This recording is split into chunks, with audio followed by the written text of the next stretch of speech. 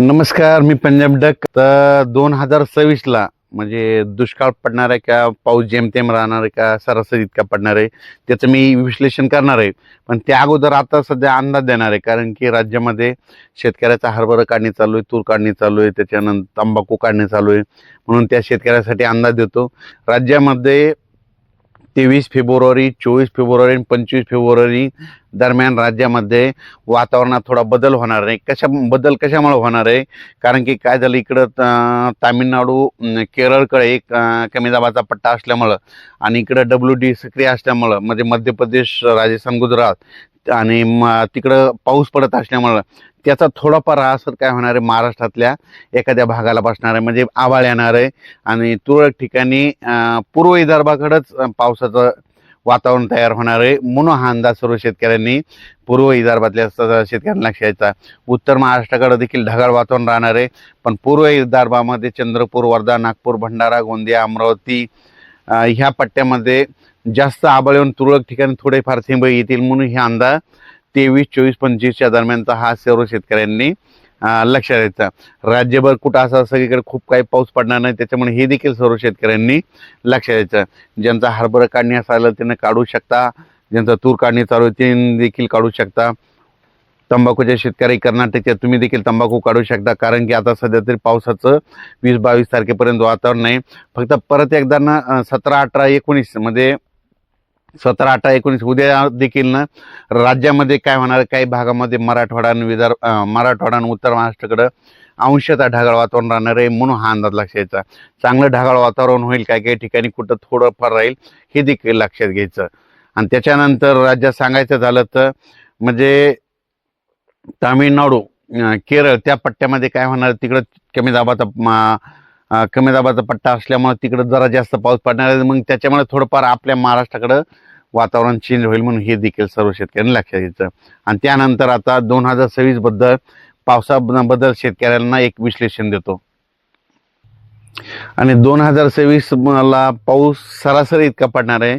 म्हणजे तुम्हाला सांगू इच्छितो, समजा परभणी जिल्हा असेल, समजा बीड जिल्हा असेल, तर बीड जिल्ह्यामध्ये दरवर्षी काय असतं, कधी कधी 550 मिलीमीटर, 500 मिलीमीटर, कधी 650 मिलीमीटर पाऊस असा पडत असतो. म्हणजे सरासरी त्या बीड जिल्ह्याची संपूर्ण सरासरी. तर 2025ला काय झालं की बीड जिल्ह्यात जवळपास 1200-1300 मिलीमीटर पाऊस पडला.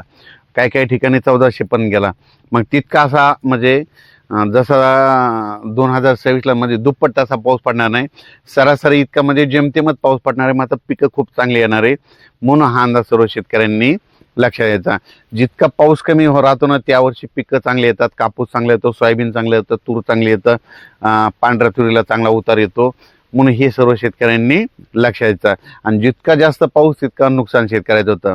आणि 2026 जर सांगायचं झालं तर काय होणार, थोडा पाऊस कमी राहील, पण काय होणार आहे, सप्टेंबर ऑक्टोबरच्या दरम्यान जे परतीचा पाऊस येईल त्याच्यामध्ये काही काही भागाची सरासरी ओलांडून टाकेल.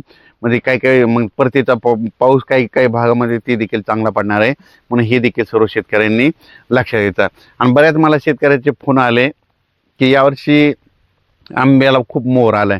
तर मी सांगत असतो ना, आंब्याला आला, पण तुम्हाला एक सांगतो, मी म्हणत असतो फक्त गावरान आंबा जर पिकला आणि टिकला तर त्यावर्षी पाऊस कमी पडतो, त्यावर्षी म्हणजे पाऊस कमी पडतो, दुष्काळ पडतो, असं मी स्वतःचा प्रॅक्टिकल अभ्यास आहे.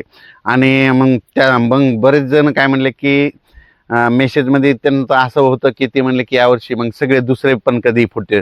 तर तुम्हाला एक सांगू इच्छितो, फक्त मी म्हटलं गावरान आंबा, फक्त गावरान आंब्याचाच उल्लेख केलेला आहे. तुम्ही बघा, दरवर्षी गावरान आंब्याला कधीच काही लागत नाही. 2 वर्ष येतात तर 1 वर्ष लागत नाहीत. म्हणून हे लक्षात घ्यायचं. म्हणून यावर्षी बघा, तुम्ही गावरान आंब्याचं निरीक्षण करा. तुम्ही ते दुसरे जे सरकारी आंबे त्याचं हे करू नका. ते जे कलम केलेले आंबे तुम्ही त्याला तर कधी आणलं तरी बी फुलावर लागतं, त्याचा विषय करू नका. फक्त मी म्हणलं गावरान आंबा पिकला टिकला का, तुम्हाला एक सांगू इच्छितो की त्याच्यावर अवलंबून असताना तुम्ही काय करा, गावरान आंबा बघा, गावरान आंबा जर टिकला आणि पिकला की समजायचं त्यावर्षी पाऊस कमी होतो, असं देखील माझं मत आहे. त्याच्यानंतर तुम्हाला एक सांगू इच्छितो, तर हे नुसतं सॅटेलाईटद्वारे नाही, तर तुम्हाला सांगतो हे 2026 आहे. तर 27-28ला खूप पाऊस पडणार आहे. ह्या 2026ला जर कमी होईल, पण पुन्हा 27-28नं सरासरीपेक्षा जास्त पाऊस पडणार आहे. म्हणून हे देखील सर्व शेतकऱ्यांनी लक्षात घ्यायचं. तसेच एका शेतकऱ्याचा मला एक मेसेज आला होता की ती म्हणला की थंडी जर जास्त असली की त्या वर्षी गावरान आंबे फुटले. तर मी त्यांना लगेच ते एक मेसेजमध्ये सांगितलं होतं, फोन करून सांगितलं होतं. म्हणजे त्यांना सांगितलं की म्हणजे उत्तरेकडे खूप थंडी झाली, बर्फवारी झाली. त्या वर्षी मग काय झालं की आपल्या महाराष्ट्रातल्या गावरान आंब्याच्या झाडाला फुलवारा लागला होता आणि त्या फुलवारा लागल्यामुळं त्या वर्षी नेमका पाऊस कमी झालेला अशा माझ्यामध्ये नोंदी येतात मध्ये लिहून ठेवलेलं आहे. म्हणून हे तुम्हाला एक सांगू इच्छितो. तर 2026ला जेमतेम पाऊस राहणार आहे म्हणून हा अंदाज लक्षात घ्यायचा. कमी पावसावर येणारी पिकं करा, म्हणजे त्याच्यामध्ये कापूस करा, तूर करू शकता, सोयाबीन करू शकता. लवकर येणाऱ्या जाती करा, लवकर येणाऱ्या जाती सक्सेस राहिलेल्या आहेत म्हणून हे देखील सर्व शेतकऱ्यांनी लक्षात घ्यायचं. म्हणजे जे माझं म्हणणं आहे निसर्गावर शेती केली पाहिजे. निसर्ग म्हणते पाऊस जास्त आहे तर पावसावर येणारी पिकं करायची. निसर्ग म्हणतोय थंडी जास्त, थंडी येणारी पिकं करायची. निसर्ग म्हणतोय ऊन जास्त आहे, आभाळ जास्त आहे तर मग वेलीवर्गीय पिकं करायची. हे सांगू इच्छितो.